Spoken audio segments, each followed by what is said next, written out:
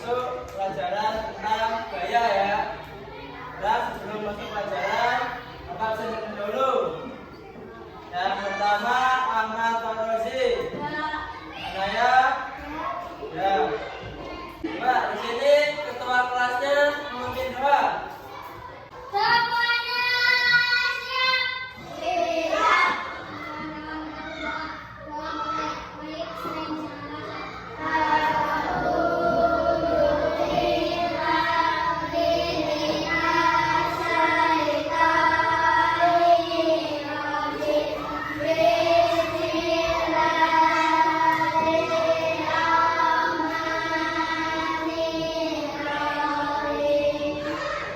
Masuk ke materi ya. Siapkan alat tulisnya semuanya. Baik, buku temanya di kuadran. Tulis siapkan di meja. Kita masuk di materi gaya gesek. Gaya gesek ya. Gaya gesek adalah gaya yang menimbulkan hambatan ketika dua permukaan benda saling bersentuhan. Apa gaya gesek? Gaya gesek timbul ketika terjadi gesekan. Contohnya, gaya gesek membantu benda gerak tanpa tergelincir seperti berjalan antara kaki atau sepatu dengan lantai. Harus ada gesekan jika tidak dapat bergerak karena selalu tergelincir. Nah, kan? Harus gesekan ya.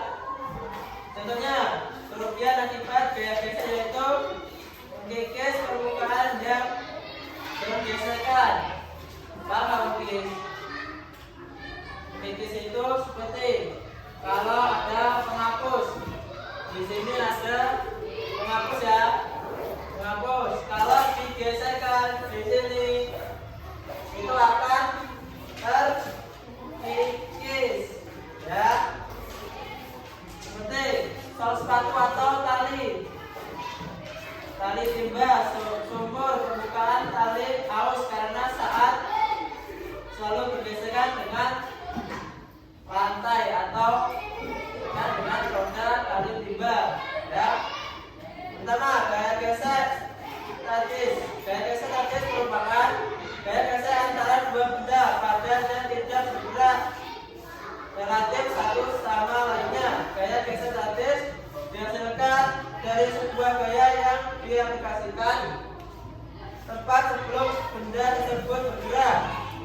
Jadi selama benda tidak bergerak, gaya gesek statis akan sama dengan gaya yang pada benda. Contohnya ada saat suatu benda gerak di permukaan yang miring. Gaya gesek statis mencegahnya agar tidak meluncur ke bawah. Gaya gesek kinetis. Yang kedua, gaya gesek kinetis atau dinamis terjadi ketika dua benda bergerak relatif satu sama lainnya dan saling bergesekan. Contohnya adalah saat kita menendang bola. Bola akan terus meluncur dan akhirnya berhenti. Itu adalah gaya gesek ya. Gaya gesek kinetis yang menyebabkan kecepatan bola semakin lama semakin berkurang dan akibatnya berhenti. Contoh nih kayak bola ya, tendang, dia nempel di rumput. Ini contohnya rumput ya. Nempel di rumput gini ya, dia akan lama-lama berhenti karena ada gaya gesek kinetis. Jadi dapat disimpulkan jika benda diam dan hampir bergerak, gaya yang ada adalah gaya gesek statis. Sedangkan saat benda sudah bergerak, gaya yang muncul adalah gaya gesek kinetis. Gaya gesek dapat bermanfaat dalam kehidupan sehari-hari. Antara lain, satu, membuat benda bergerak tanpa tergelincir. Contohnya ketika berjalan kita tidak akan tergelincir karena adanya gaya gesek. Sepatu yang kita pakai akan bergesekan dengan lantai sehingga timbul gaya gesek.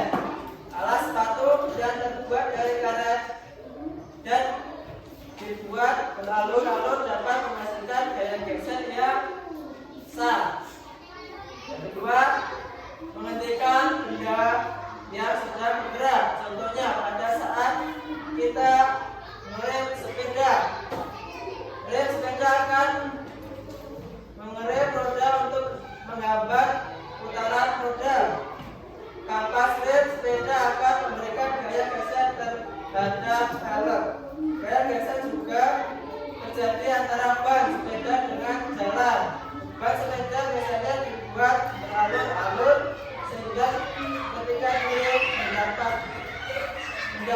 akan gesekan. Gesekan juga terjadi antara ban dan model alur juga dapat pada ban kendaraan bermotor dan ban mobil.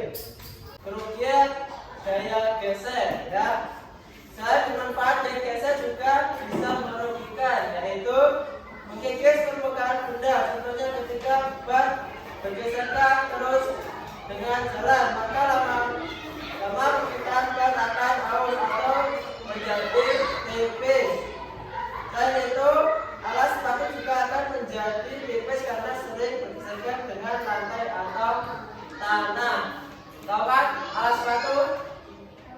Contoh ya, seperti sepatu ya, ini alasnya atau lantainya. Dia sering bergesekan ya.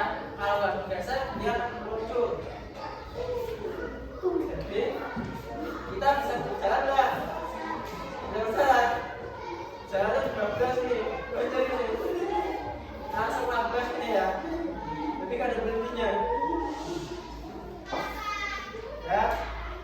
Contohnya, kardus ketika didorong di lantai yang kasar akan menjadi lebih berat dibandingkan lantai yang halus. Kenapa? Kardus didorong di lantai yang kasar akan semakin berat. Karena nih, lagi ya. Karena di lantai kasar itu kan ada kayak dinding-dindingnya ya. Dia kan kasar. Tuh, lantai kasar. Ya, kalau didorong semakin berat karena dia ada kayak gesekan. Coba kalau lantainya tackle keramik yang bagus itu ya, yang orang-orang kaya itu, pasti dia langsung meluncur ya, meluncur ya. Nih, gigi sepeda juga cepat tumpul akibat sering bergesekan dengan rantai. Yang kedua, menghambat gerak benda. Contohnya, dari kardus tadi ketika didorong di lantai yang kasar akan terasa lebih berat dibandingkan di lantai yang halus. Hal tersebut disebabkan oleh gaya geser yang menahannya.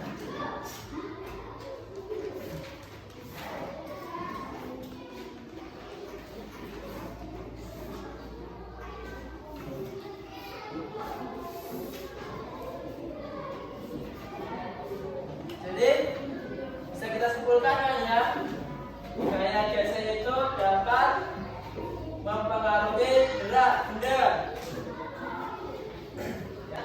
Contoh tadi kan kita sudah belajar tentang gaya geser ya, yaitu gaya geser itu dapat mempengaruhi gerak.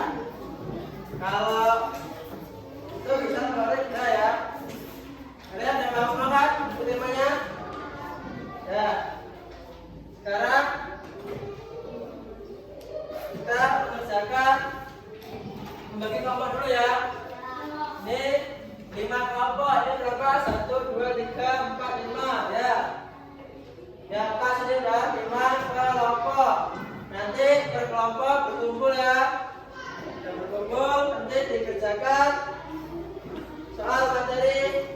Nanti Bapak kasih ya. Ini dibagi per kelompok ya. Ini ada 5 soal. Nanti tolong dikerjakan per kelompok ya. Nih. 1, 2, 3, 4, 5 ya. Ini per kelompok.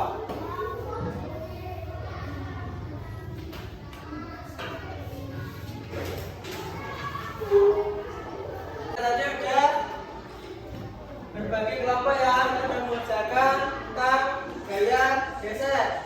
Jadi dapat disimpulkan jika benda diam dan hampir bergerak, dia akan ada adalah gaya geser statis ya.